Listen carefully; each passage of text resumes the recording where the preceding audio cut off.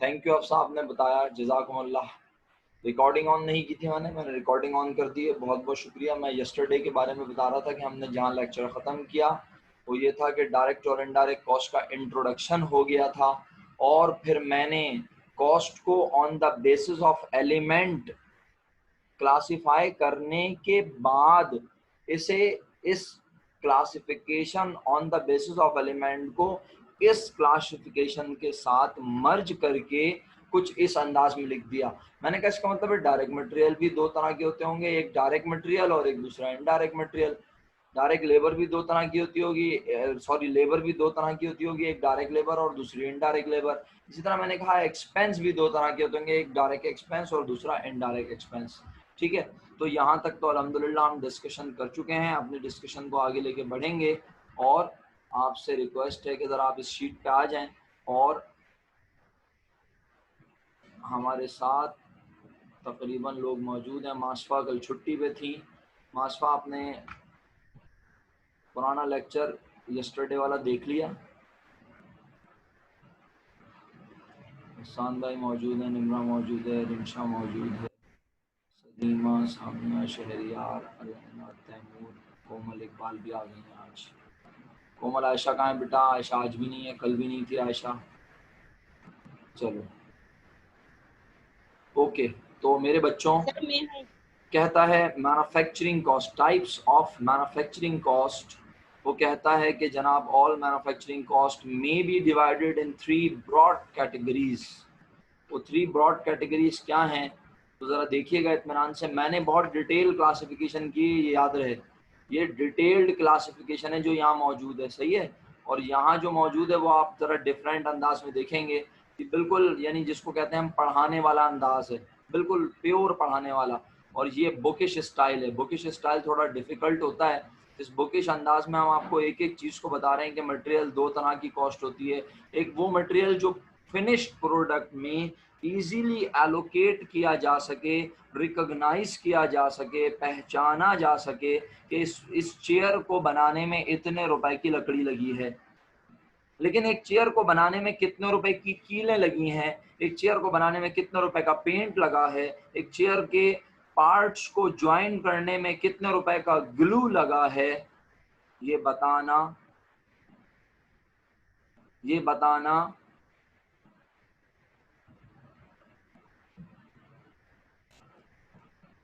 ये बताना ज़रूरी है, ज़रूरी नहीं, मुश्किल है, मुश्किल है, मुश्किल है।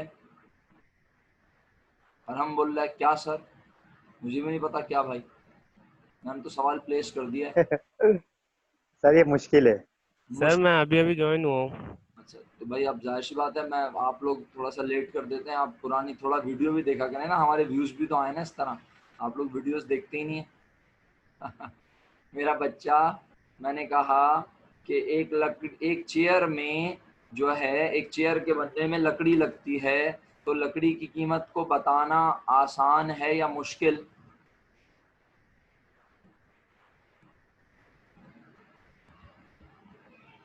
इसके बरक्स उस लकड़ी से बनने वाली चेयर में यकीनन कीलें भी इस्तेमाल हुई हैं, उसमें ग्लू भी इस्तेमाल हुआ है, उस चेयर पे कलर भी हुआ है। तो वो सब एग्जैक्ट कितने रुपए की कीलें लगी, एग्जैक्ट कितने रुपए का कलर हुआ, एग्जैक्ट कितने रुपए का उस पे ग्लू लगा, वो बताना नामुमकिन नामुमकिन नामुमकिन है। मुमकिन है, नामुमकिन है हफ्सा, नामुमकिन है अलैना, नामुमकिन है। अगर नामुमकिन होता तो यहाँ डेफिनेशन में लिखा होता all those cost which are impossible to allocate. भूल गए ना तुम लोग? मुकर्रम भाई, बताना नामुमकिन नहीं होता, मुमकिन होता है, लेकिन इतना डिफिकल्ट हो जाएगा काम, इतना मुश्किल हो जाएगा, नामुमकिन नहीं है। अगर आप चाहें कि एक चेयर पे एग्जैक्ट कितने रुपए की कीलें लगी हैं, तो आप एक बंदा रखें जिसका काम यही हो कि वो सिर्फ ये देखे कि एक चेयर में कितनी कीलें लग रही हैं, और फिर वो कीलें जितने रुपए की आई थी उसकी कॉस्ट वो उन कीलों के ऊपर डिस्ट्रीब्यूट करके, एक चेयर में अगर 10 कीलें लगी हैं तो वो 10 किलों की कॉस्ट निकाले। जी सर, नामुमकिन तो कुछ भी नहीं है, लेकिन मुझे पता है तो कुछ और बात कर रहा है बेटे हसन। मैं जो बात कर रहा हूँ उस पे ही रहो तो बेहतर रहेगा। कि हम बात कर रहे हैं कि हाँ तैमूर, अब देखो अब तुम आ गए दूसरी बात पर। बहुत अच्छा हुआ तुमने ये जुमला लिख दिया। तैमूर कहता है सर यानी कि अप्रोक्सीमेट बता सकते हैं, नॉट इक्वल। तो जब तुम अप्रोक्सीमेट बताओगे तो क्या जरूरी है कि वो जस्टिफाई करे? मिसाल के तौर पे तीन दोस्त कहीं होटलिंग पर गए, आउटिंग पर गए, तीनों ने खाना खाया, तीनों अमेरिकन सिस्टम के तहत बिल आपस में बांट लेते हैं। क्योंकि दोस्त हैं तो ये सोचते भी नहीं हैं, दिल में वसवसा और ख्याल भी नहीं आता कि यार इसने ज्यादा खाया, मुझे पैसे ज्यादा देने पड़ गए। नहीं सोचते है ना, क्योंकि दोस्ती का मामला है। जस्टिफिकेशन क्या है? तीनों तीनों इक्वल डिस्ट्रीब्यूट कर लेते हैं। ऐसे ही होता है प्रैक्टिकल लाइफ में। वैसे तो खैर आप लोग किसी एक के ऊपर ही रख देते हैं और उसे बकरा बना देते हैं, लेकिन मैं जनरल बात कर रहा हूँ कि अगर आप मुस्तकिल आउटिंग करते रहते हैं तो क्या होता है, या तो आप एक दोस्त की बारी लगा देते हैं, इस हफ्ते तुम खिलाओगे, उससे अगले हफ्ते तुम खिलाओगे, उससे अगले हफ्ते तुम खिलाओगे, या फिर आप कहते हैं भाई तीनों हर दफा जब भी खाएंगे तो जो बिल बनेगा उसको तीनों डिस्ट्रीब्यूट कर लेंगे इक्वली। तो वो तो आप अपनी अकल के तहत अपनी मोहब्बतों में उसे बराबर बराबर बांट रहे हैं जनाब। लेकिन क्या जरूरी है कि जितना आपका दोस्त ठूस रहा है आप भी उतना ही खा रहे हो? नहीं ना। तो इसका मतलब है ये इस तरह से बांटना जस्टिफाई। अगर एक चेयर के ऊपर कलर, अगर 5 चेयर्स के ऊपर कलर का डब्बा खत्म हो गया तो 5 चेयर्स के ऊपर अगर मैं कलर का डब्बा इक्वली डिस्ट्रीब्यूट कर दूं तो ये जस्टिफिकेशन नहीं है। हो सकता है कुछ कलर गिर भी गया हो सकता है एक चेयर पर कलर करते हुए ज्यादा कलर का कोट करना पड़ा हो, क्योंकि उस चेयर की लकड़ी जो है वो थोड़ी डिफरेंट थी, उस चेयर की लकड़ी में थोड़ा शेड था, तो वहां पे कलर ज्यादा इस्तेमाल करना पड़ गया हो। किसी जगह जॉइंट कमजोर लग रहा था तो कीलें ज्यादा इस्तेमाल हो गई हो। और मैंने आपसे अर्ज किया ये सब तो बातें समझाने की हद तक होती हैं। प्रैक्टिकल लाइफ में अगर छोटी छोटी चीजों की इतनी डेप्थ में चले गए तो अकाउंटिंग आसान नहीं, मुश्किल हो जाएगी करना।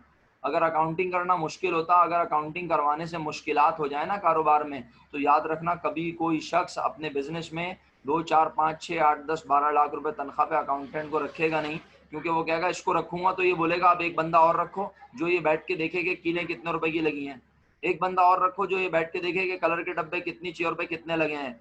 अरे भाई कौन देखेगा, कौन ख्याल रखेगा, कौन इतना ख्याल रखेगा कि एक डब्बे में कितनी चेयर कलर हो रही हैं? नहीं ना, मुमकिन नहीं है, आसान नहीं है। एक पकवान सेंटर में एक बंदा रखें जिसका काम ये हो कि वो सिर्फ ये देखता रहे कि नमक की एक थैली कितनी देगों में डली है और फिर वो अपने पास लिखता रहे, मुमकिन नहीं है। मुमकिन है लेकिन प्रैक्टिकल हवाले से मुमकिन नहीं है। बताइए क्लियर हो गए आप सब लोग? अगर क्लियर है तो आगे बढ़ूंगा ना, वरना फायदा नहीं है फिर बढ़ने का। ओके, अल्हम्दुलिल्लाह काफी लोगों के साइन आ गए क्लियर के, कुछ लोगों ने थम्स अप कर दिया, तो मुझे फिर आगे बढ़ना चाहिए, इसका मतलब है। ठीक है जी, चलें तो वापस आते हैं और जरा पढ़िएगा अजहर भाई अपनी खूबसूरत आवाज में। अजहर भाई अपनी खूबसूरत आवाज में अंग्रेजी हो जाए। Direct material cost. सर अभी नजर सही से नहीं आ रहा है, छोटा छोटा सा नजर आ रहा है, इस मोबाइल है वजह से। आपके पास? मोबाइल है? भाई ये एक ही है सर, और फिर असल में मैं माइक खोलूंगा तो घर पे मेहमान भी मौजूद है, आवाज आएगी। चलें ठीक है, अब आप अंग्रेजी पढ़ाना नहीं चाह रहे, गलत बात है वैसे ये। मैं ही पढ़ लेता हूँ। द कॉस्ट जी, ऑफ द मटीरियल्स, बहुत बहुत शुक्रिया sir. the cost of the materials and component parts used in the manufacture of the finished products। Direct material cost क्या है भाई? कॉस्ट ऑफ द मटेरियल, उस मटेरियल की कॉस्ट और कंपोनेंट्स या पार्ट्स जो इस्तेमाल हुए हैं उस फिनिश प्रोडक्ट को बनाने में। सही है? अच्छा, और इनडायरेक्ट मटेरियल की डेफिनेशन क्या दे रहा है देखना। Material cost which can not be allocated और identified but which are to be absorbed by the units produce. वो मटेरियल के खर्चे जो कि हम बांट नहीं सकते या जिन्हें हम पहचान नहीं सकते, लेकिन वो खर्चे हुए जरूर हैं उन प्रोडक्ट्स के बनाते वक्त।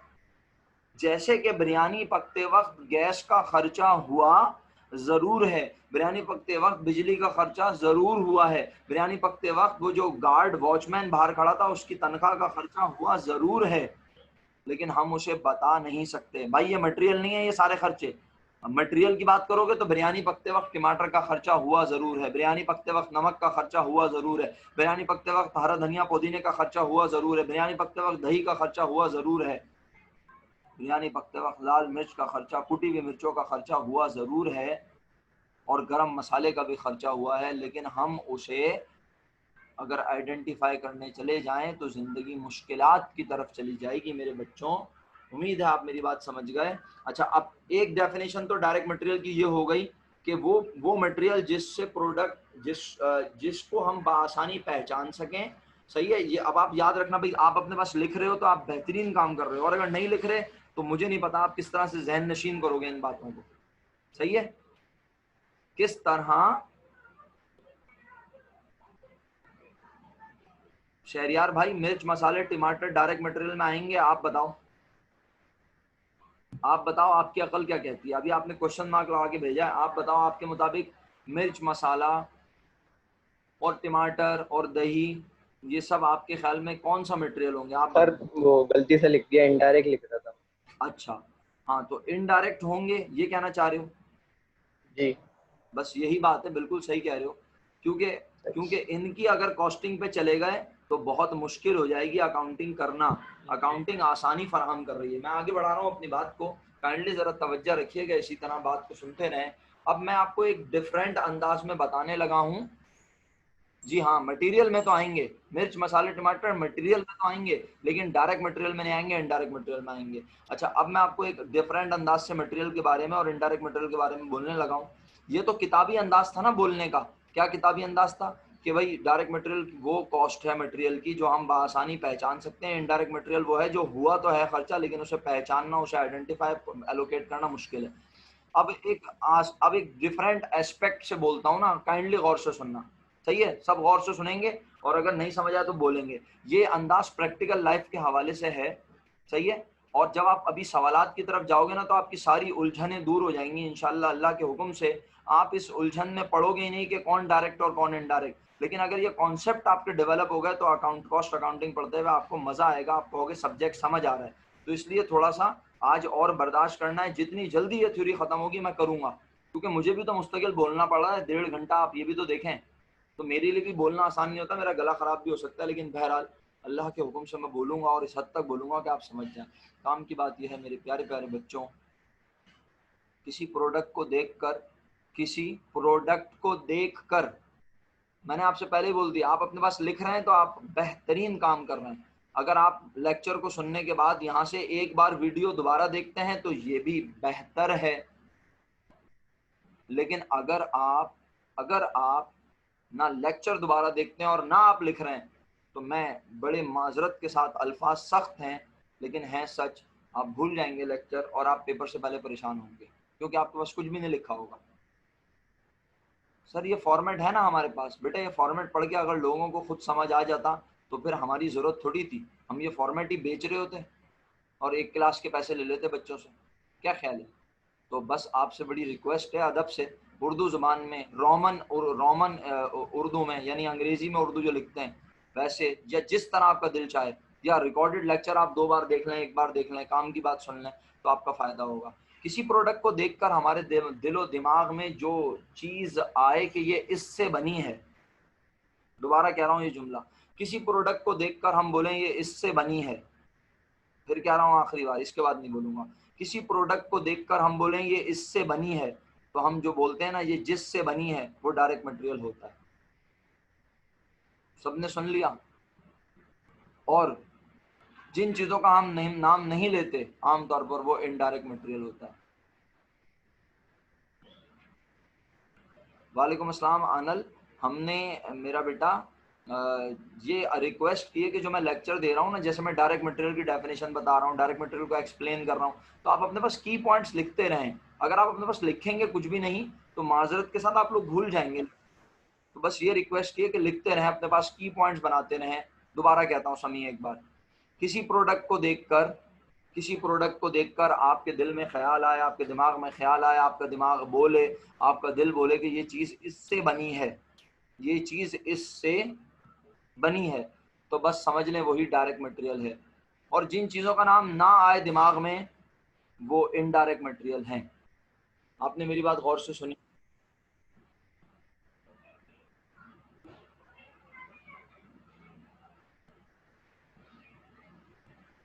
चलो भाई, इकरा सिद्दीकी, इतने दिनों बाद आई हो, अनम्यूट कर लो, शाबाश अपने आप को जल्दी से। इकरा सिद्दीकी अनम्यूट कर लें अपने आप को। अस्सलाम वालेकुम सर। वालेकुम अस्सलाम। मेरा ख्याल है आपका नेट का थोड़ा सा इशू है, लेकिन अगर मेरी आवाज़ प्रॉपर आ रही है तो ज़रा सवाल का जवाब देंगी। सही है? सवाल करूं, इजाज़त है? जी। एक बिल्डिंग देखकर आपके दिलो दिमाग में क्या ख्याल आता है? क्या डायरेक्ट मटेरियल है उसमें?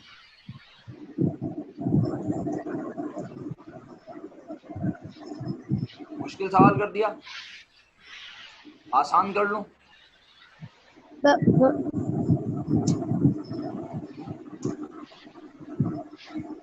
दोबारा कहता हूँ, सवाल चेंज कर रहा हूँ, इकरा को मुश्किल लग रहा है शायद। इकरा, आप मार्केट जाती हैं अपने लिए सैंडल खरीदने, अपने लिए स्लीपर्स खरीदने। स्लीपर्स देखकर आपके दिलो दिमाग में क्या ख्याल आता है? किससे बनी है? अच्छी है वो तो ठीक है। इकरा चली गई, मेरा ख्याल है उसका इंटरनेट का मसला है।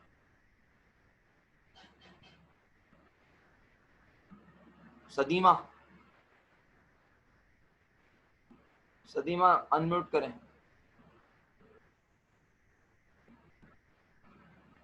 सदीमा अनम्यूट कर लें बेटा। कितनी देर लगेगी? मेरी आवाज़ आ रही है? मैं सवाल नहीं करूं फिर आप लोगों से, ठीक है? फिर बेटा अनम्यूट करने को कह रहा हूँ आपसे, यहाँ लिखने को थोड़ी कह रहा हूँ। यस सर, सही है भाई। आप सब लोगों के, अब मैं क्या करूँ, मतलब फिर मैं सवाल ही नहीं करता, बेकार है आप लोगों से सवाल करना। ठीक है, फिर मैं खामोशी से पढ़ाता रहता हूँ। अब आप लोग मुझे रिप्लाई करें या ना करें, आपकी मर्जी है, ठीक है? तो बात यह है कि जिससे मैं कह रहा हूँ उसको कोई ना कोई मसला है, सबके यहाँ कोई ना कोई प्रॉब्लम है, ठीक है? फिर अल्लाह ताला आसानियाँ फरमाए, मैं दुआ ही कर सकता हूँ आप लोगों के लिए, और कुछ भी नहीं कर सकता भाई। मैं जब किसी बिल्डिंग को देखता हूँ तो मेरे दिमाग में ख्याल, सबसे पहले बिल्डिंग नहीं, बिल्डिंग से आसान कर लेता हूँ। जब मैं किसी शू को देखता हूँ तो मेरे दिमाग में ख्याल आता है लेदर से बना है। मैं कभी भी नहीं बोलता कि ये समझ बॉन्ड से बना है, मैं कभी भी नहीं कहता कि ये नेल्स से बना है, और मैं कभी भी नहीं कहता कि ये लेसेस से बना है।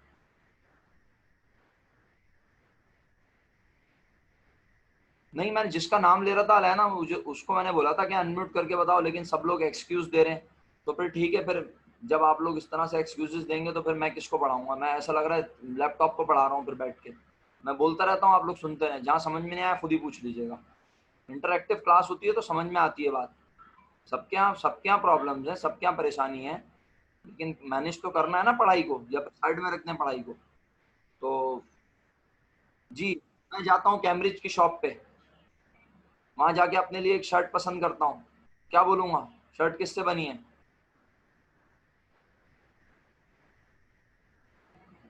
बोलूंगा बटन से बनी है।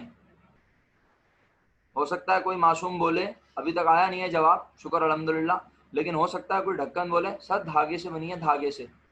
हाँ, आ गया जवाब, आ गया, मुझे अंदाजा था ये आएगा जवाब। सर धागे से बनी है, शर्ट धागे से बनती है। अफसोस की बात है, अगर शर्ट धागे से बनती है तो फिर कपड़ा किससे बनता है? शुक्रिया। तो शर्ट धागे से नहीं बनती, शर्ट कपड़े से बनती है। कपड़े से बनती है और उसको, उस कपड़े को ज्वाइन करने के लिए धागा इस्तेमाल होता है, लेकिन हम ये नहीं बोलते ये धागे से बनी है। शुक्रिया मुकर्रम साहब, कपड़ा धागे से बनता है, शुक्रिया बताने के लिए। तो इसका मतलब है धागा इनडायरेक्ट हो गया। और क्या क्या इनडायरेक्ट है? लड़कियां बताएं, चलें, सिलाई कढ़ाई आती है? जल्दी बताओ। और क्या क्या इनडायरेक्ट है? बटन, शाबाश, और बताओ। हो गया ना, बटन हो गया, बस बता तो दिया। कॉलर कह रही है, collar, needle, buckram, very good Mukarram. लड़के जवाब दे रहे हैं, अल्लाह माफ करे। लड़कियों को बुकरम पता है क्या होती है? यार मटेरियल की बात हो रही है, हसान भाई तू टेलर की कॉस्ट पे चला गया है। और ये सब चीजें जो हैं,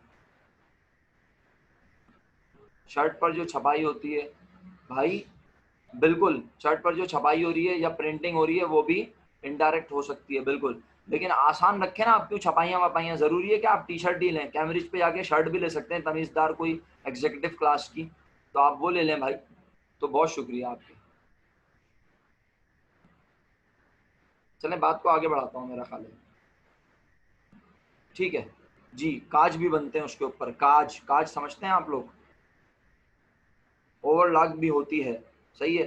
तो ये सारे खर्चे आमतौर पर इनडायरेक्ट मटेरियल कहलाते हैं। मेरा ख्याल है आपको मैंने अच्छे से समझा दिया। अब एक बिल्डिंग देख के आपके ख्याल में क्या आता है?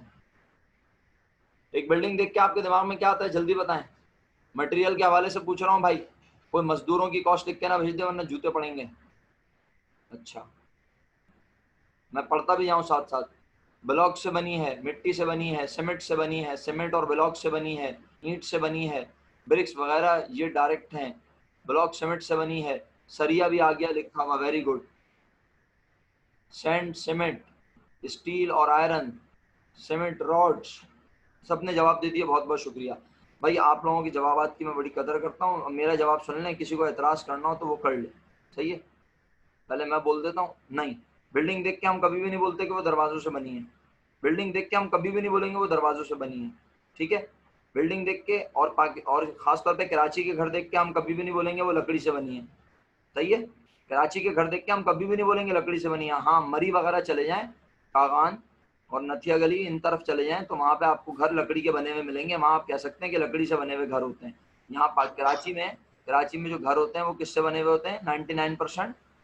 मैं, अगर मुझसे कोई बोलेगा, मेरे दिमाग में सबसे पहला जो जवाब आएगा, मैं कहूँगा पहली बात तो ये कि बिल्डिंग में मटेरियल, डायरेक्ट मटेरियल एक से ज़्यादा होते हैं। जैसे बिरयानी में डायरेक्ट मटेरियल एक से ज़्यादा है। क्या बोला? बिरयानी में डायरेक्ट मटेरियल एक से क्या मैंने अर्ज किया? बिरयानी में डायरेक्ट मटेरियल एक से ज़्यादा हैं। कौन कौन से हैं बताएं? बिरयानी के डायरेक्ट मटेरियल बताएं कौन कौन से हैं, शाबाश। चावल हैं यार, टमाटर नहीं बोलो भाई प्लीज, टमाटर डायरेक्ट मटेरियल नहीं होते। और गोश्त है, बस सिंपल, चावल और गोश्त। बस गोश्त कह दिया ना तो अब यार वो चिकन हो, बीफ हो, मटन हो, छोड़ो, सही है। और ऑयल भी हो सकता है ना, अगर एक मखसूस क्वांटिटी में लगता है, बस इनफ है। वक्त ज़ाया नहीं कर रहे आगे बढ़ाने। मुकर्रम गरम मसाले नहीं हो सकते डायरेक्ट मटेरियल, क्योंकि बता नहीं सकते तुम कितने के गरम मसाले डल रहे हैं एक्चुअल, ठीक है। गरम मसाला आता है, थोड़ा बहुत बच जाता है, दूसरी देख में भी इस्तेमाल हो जाता है, मजीद आता रहता है, वो पता नहीं चलता एग्जैक्ट कितने रुपए का इस्तेमाल हो रहा है। बस मेरा ख्याल है इनफ है ये। तो मैं जब इसका मतलब है उसमें डायरेक्ट मटेरियल हो गए दो, बिरयानी में डायरेक्ट मटेरियल हो गए दो, एक चावल और एक बीफ, यानी अपना गोश्त, मटन, बीफ कहते हैं जिसे आप। तो अब यहाँ पर भी इसी तरह मीट कहते हैं जिसे आप, माजरत के साथ। तो अब अगर मैं बिल्डिंग की बात करूँ तो बिल्डिंग में मैं पर्सनली कहूँगा बिल्डिंग बनी है सीमेंट से, बिल्डिंग बनी है रेत से, बिल्डिंग बनी है ब्लॉक से, और बिल्डिंग बनी है सरिये से। ये तमाम चीज़ें मिलती हैं तो बिल्डिंग बनती है।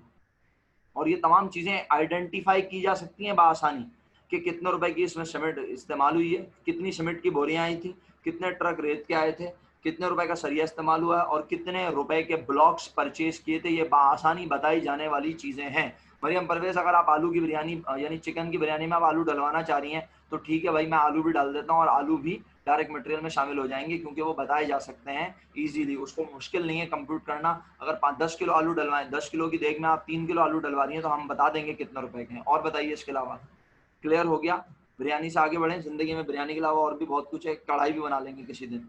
तो मेरा ख्याल है डायरेक्ट मटेरियल इससे ज़्यादा नहीं समझा रहा मैं, अब आप सबको समझ जाना चाहिए। Now we are going to move to direct labour cost. Direct labour cost क्या है? Wages and other payroll, wages and other payroll cost relating to employees who work directly on the goods being manufactured। फिर दोबारा पढ़ेंगे। चलो अपना क्या कहते हैं, मैं ही पढ़ लूँ, छोड़ो यार, किसी को बोलूँगा तो फिर बेकार में कोई ना कोई एक्सक्यूज मिल जाएगा, बेकार में मेरा फिर मूड और ख़राब होगा। Wages and other payroll cost, wages and other, wages माने उजरत, दिहाड़ी, मजदूरी, एंड अदर पेरोल कॉस्ट। लेकिन इंपॉर्टेंट क्या है ये देखो, इंपॉर्टेंट ये है, हाईलाइट करने लगा हूँ, relating to employees who work directly किस पे? फटी हुई आंखों से देख लो मेरे बच्चों, directly on the goods, directly on the goods। मैं की पॉइंट को हाईलाइट कर रहा हूं, सिर्फ देखते रहना। और either by, यानी वो काम करते हो किससे? या फिर टूल से। और ऐसे मजदूर जो किसी प्रोडक्ट पर अपने हाथ, किसी टूल, किसी मशीन के जरिए उसे बनाने में डायरेक्टली इन्वॉल्व हो, उन मजदूरों को दी जाने वाली तनख्वाह, उन मजदूरों को दी जाने वाली उजरत, उन मजदूरों को दी जाने वाली दिहाड़ी को कहते हैं। क्लियर? सर ये तो आपने अलग अंदाज से बताया है। हाँ तो मैं दोबारा वही वाला अंदाज इख्तियार कर लेता हूँ जो मैं पहले बोल रहा था।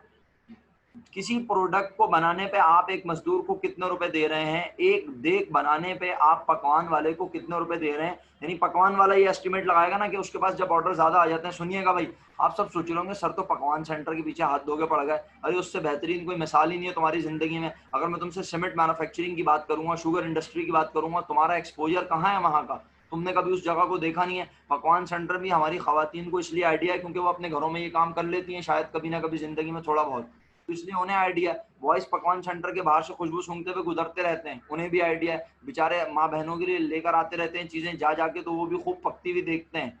क्या ख्याल है ना? तो बस काम की बात ये है कि भाई डायरेक्ट लेबर क्या है। डायरेक्ट लेबर मेरे मुताबिक जब एक पकवान सेंटर वाले के पास ऑर्डर धमाधम आ रहे होते हैं और अब वो सोचता है यार इस तारीख के मेरे पास इतने ऑर्डर आ गए, तो या तो वो उस दिन का ऑर्डर मना कर देता है और ऑर्डर आता है तो वो कहता है नहीं यार मेरे पास गुंजाइश नहीं है, मैं उस दिन आपको माल प्रोवाइड नहीं कर सकता। या वो कहता है अच्छा यार, वो दिल में सोचता है यार मेरे पास जगह तो है लेकिन मेरे पास बंदे नहीं है पकाने के लिए, तो वो कहता है मैं किसी को रख लूंगा उस दिन, किसी दूसरी दुकान से बंदा बुलवा लूंगा और 500 रुपए एक दिन की दिहाड़ी उसे दे दूंगा और उससे एक हफ्ते काम करवा लूंगा दुकान पर। तो उसे पता है ना कि एक मजदूर एक दिन के कितने रुपए लेता है, 500 रुपए। तो इसका मतलब है वो मजदूर की कीमत बासानी एलोकेट कर सकता है, उसे पता चल सकता है कि एक मजदूर, वो तमाम मजदूर जो प्रोडक्ट बनाने में इन्वॉल्व हों अपने हाथों से, टूल्स के जरिए, मशीनों के जरिए, बस शर्त क्या है कि वो इन्वॉल्व हों। अच्छा अब मैं एक सवाल प्लेस करता हूँ और देखता हूँ आप कितना अच्छा जवाब देते हैं। वो सारे मजदूर जहां बैठ के काम कर रहे हैं उन मजदूरों को कोई मॉनिटर कर रहा होगा, उन मजदूरों को कोई मॉनिटर कर रहा होगा। कौन कौन? नहीं मेरा बेटा, मालिक का यही काम थोड़ी होता है कि वो बैठ के सिर्फ देखते ही रहे। और हम का जवाब करीब करीब है, अच्छा लफ्ज इस्तेमाल करो जरा मुनासिब। मैनेजर बैठ के ये थोड़ी देखता रहता है, हाँ ये है वर्ड सुपरवाइजर, बेहतरीन। मैनेजर का काम ये थोड़ी होता है वो बैठ के ये देखता रहे कौन क्या काम कर रहा है, सही कर रहा है। मैनेजर तो सारी चीजें मैनेज कर रहा होता है कि माल प्रॉपर वक्त पे मौजूद होना चाहिए फैक्ट्री में, लोग प्रॉपर टाइम पे आ रहे हो। मैनेजर सारी चीजें देख रहा होता है, पूरी फैक्ट्री देख रहा होता है, सही है। लेकिन उन 5, 6, 8, 10 बंदों के ऊपर होता है एक सुपरवाइजर। हाँ किसी को हेड बना देते हैं, सही बोल लियो कोमल, किसी को हेड बना देते हैं और उस हेड का काम क्या होता है, जैसे कि उन 5 लोगों के ऊपर एक बंदा है, वो अपने हाथ से काम नहीं करता। एक्सीलेंट।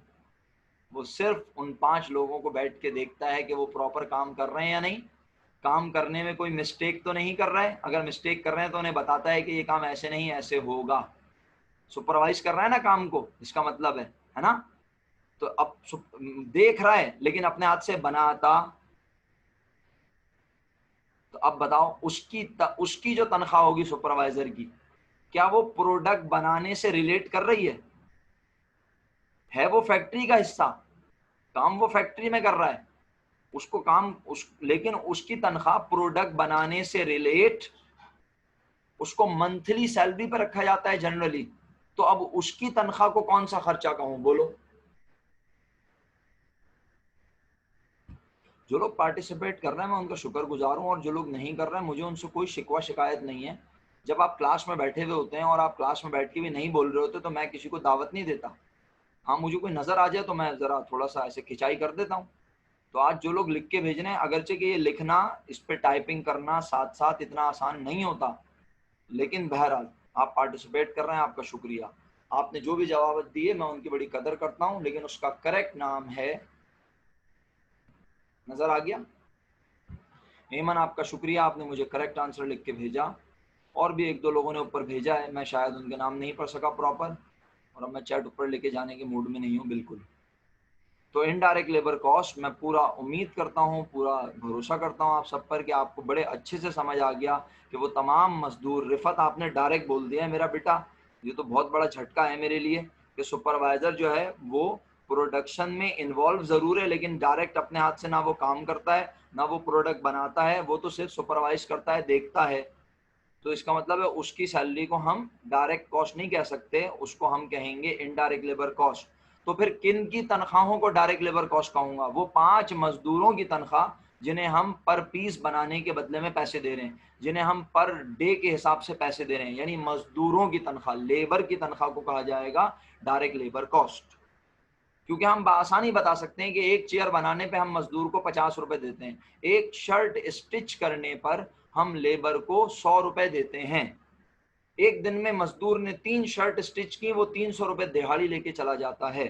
तो इसका मतलब है हम बआसानी बता सकते हैं कि एक शर्ट पर डायरेक्ट लेबर कॉस्ट कितनी है, लेकिन हम ये बिल्कुल भी नहीं बता सकते कि एक शर्ट बनते वक्त उसको सुपरवाइज करने वाला, बाहर फैक्ट्री के जो चौकीदार खड़ा हुआ है, फैक्ट्री में जो मैनेजर बैठा हुआ है, इसी तरह फैक्ट्री में जो आपका जनाब कॉस्ट अकाउंटेंट बैठा हुआ है, और फैक्ट्री में जो कैंटीन का स्टाफ है, और फैक्ट्री में जो रिपेयर एंड मेंटेनेंस करने वाले हैं, उनकी कितनी तनख्वाह उस चेयर को बनाने में लगी, ये हमारे लिए बताना मुश्किल है। नामुमकिन नहीं है, लेकिन क्या है, मुश्किल। क्योंकि ये सब भी उस प्रोडक्ट की कॉस्ट का हिस्सा बनेंगे। ऐसा नहीं है कि हम प्रोडक्ट की कॉस्ट में शामिल नहीं करेंगे, फैक्ट्री में होने वाला एक एक खर्चा प्रोडक्ट की कॉस्ट का हिस्सा बनेगा। लेकिन हम कर रहे हैं classification, and classification makes thing easier. जब आप क्लासिफाई कर दोगे चीज़ों को तो होगा क्या कि जब आपको ये पता होगा कि डायरेक्ट मटेरियल क्या है, इनडायरेक्ट मटेरियल क्या है, तो आप फिर हर चीज को इंडिविजुअली कंट्रोल कर सकोगे। Yesterday we were talking about, if you remember, कि जनाब हम खर्चों को, हम एक्सपेंसेस को अगर एक साथ सम अप कर दें तो भी हमें पता चल जाता है कितना खर्चा हुआ। जैसे कि मैं कह रहा था, मम्मी डैडी जो हैं वो अपने सारे खर्चों को ऐड करके बोलते हैं इतना खर्चा हुआ। इसके बरक्स मुझ जैसा एक मिडिल क्लास इंसान, अगर आप मुझसे पूछें सर आपके 20,000 रुपए का खर्चा है मंथली, तो मैं आपको बता दूंगा भाई 2,000 रुपए इस चीज़ के, 3,000 रुपए इस चीज़ के, 4,000 रुपए इस चीज़ के, 8,000 रुपए इस चीज़ के, और इतने रुपए मेरा किराया है। यानी ईच एंड एवरीथिंग मैं आपको बता सकता हूँ, क्योंकि मैं हर चीज़ को कंट्रोल करता हूँ, मॉनिटर करता हूँ। मुझे पता है ये इससे ज़्यादा होना नहीं चाहिए क्योंकि मेरी आमदनी इतनी है। समझ तो नहीं आ रहा होगा कुछ भी आप लोगों के, बस मैं बोले ही जा रहा हूँ। मुझे लग रहा है आज तो मैं दीवारों से बातें कर रहा हूँ। अगर वो लोग काम गलत कर रहे हैं तो सुपरवाइजर बता तो रहा है ना कि किस तरह काम करना है, तो इस तरह वो भी इस प्रोडक्ट में शामिल हो गया ना। ज़बरदस्त भाई, क्या बात की है काशान भाई आपने, माशाल्लाह। तो इसका मतलब है वो प्रोडक्ट बना रहा है, वो उनको बोलेगा आप बैठो, आप इधर बैठ के कुर्सी पे आराम कर लो, मैं बनाता हूँ, आप सही है, और मैं ही बनाऊंगा, आप सारी प्रोडक्शन मैं बनाऊंगा, तुम सिर्फ देखना कैसे बनती है। अरे भाई कोई करेक्शन करने के लिए तो होगा ना यार, सिंपल सी बात है। क्या ख्याल है? जो करेक्शन करने के लिए होगा वो प्रोडक्ट बना नहीं रहा है, वो प्रोडक्ट में करेक्शन हो रही है, कहीं कोई गलती हो रही है, कहीं कोई मिस्टेक हो रही है। जैसे क्वालिटी कंट्रोल डिपार्टमेंट होता है, क्वालिटी कंट्रोल डिपार्टमेंट समझते हो? क्वालिटी कंट्रोल डिपार्टमेंट क्या करता है? जहां वो देखता है कि इस प्रोडक्ट की क्वालिटी अप टू मार्क नहीं है, उस प्रोडक्ट को उठाता है और ले आके वापस दे देता है और बोलता है ये गलत बना दी तुम लोगों ने, ये हमारे स्टैंडर्ड को मीट नहीं करती। तो बताओ क्वालिटी कंट्रोल डिपार्टमेंट की तनख्वाह को कौन सी तनख्वाह कहोगे, कौन सा खर्चा कहोगे? बोलो क्या बोल लो? लैब में चेक करता हूँ, समझ नहीं आया। शहरियार तुम क्या कह रहे हो? लैब में चेक करता हूँ, क्या बोल लो जवाब? जी हाँ, सबने अल्हम्दुलिल्लाह सही जवाब दिया। क्वालिटी कंट्रोल डिपार्टमेंट की तनख्वाहों को इनडायरेक्ट कॉस्ट कहा जाएगा। वो लोग सैलरी क्यों बोले अमरीना? सैलरी का वर्ड अभी यूज नहीं हो रहा, सैलरी का वर्ड अभी यूज ना करें। अभी मैं सिर्फ आपको डायरेक्ट लेबर और इनडायरेक्ट लेबर सिखा रहा हूँ, वो तमाम लोग जो फैक्ट्री में काम कर रहे हैं। सैलरी के वर्ड पे आऊँगा, अभी मैं बात कर रहा हूँ उन मुलाजमीन की जो प्रोडक्शन में इन्वॉल्व हैं, जो डायरेक्ट प्रोडक्शन में इन्वॉल्व है या इनडायरेक्टली इन्वॉल्व है। तो जो डायरेक्ट इन्वॉल्व है वो अपने हाथ से काम कर रहे हैं, और जो इनडायरेक्टली इन्वॉल्व है वो किसी ना किसी तरह उस प्रोडक्शन को सपोर्ट कर रहे हैं। अब मेरी बात सुनिएगा ध्यान से, और आप लोगों को और अच्छा समझ आ जाएगा इंशाल्लाह। मुझे बताइए, फैक्ट्री का मैनेजर प्रोडक्ट बनाता तो नहीं है और ना वो कोई प्रोडक्ट जाके सही करवाता है, लेकिन उसकी तनख्वाह भी उस प्रोडक्ट का हिस्सा बनेगी या नहीं? उस फैक्ट्री में एक कॉस्ट अकाउंटेंट काम कर रहा होता है, जिसका काम होता है कॉस्ट अकाउंटिंग करना, खर्चे मालूम करना। तो उसकी तनख्वाह भी उस प्रोडक्ट की कॉस्ट का हिस्सा बनेगी या नहीं? नहीं बनेगी एनल?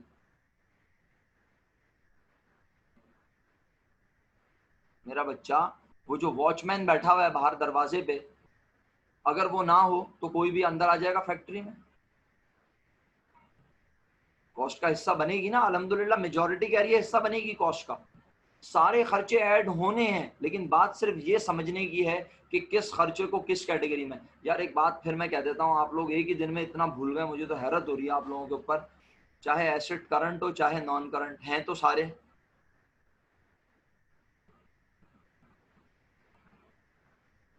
हैं तो सारे एसेट ना, तो फिर करंट एसेट नॉन करंट क्यों कहते हैं? Classification make thing easier. Current asset जब हम कहते हैं तो हमें पता होता है ये वो चीजें जो हम बिजनेस में इस्तेमाल करके फायदा हासिल कर लेंगे विद इन 1 ईयर, और नॉन करंट हम उन्हें कहते हैं जो बिजनेस को फायदा पहुंचाएंगी मोर देन। तो ये क्यों होती है ये ड्रामेबाजी? अपने आप से सवाल नहीं पूछते तुम लोग कभी? कभी अपने आप से भी सवाल किया करो, कभी सोचा करो कोई चीज यूं कह रहे हैं तो क्यों कह रहे हैं। उसकी वजह यह है कि भाई जब हम दोनों को क्लासिफाई अलग अलग करेंगे तो हमारे लिए काम करना आसान हो जाएगा, हमारे लिए चीजों को पहचानना, चीजों को लिखना, प्रॉपर लिखना आसान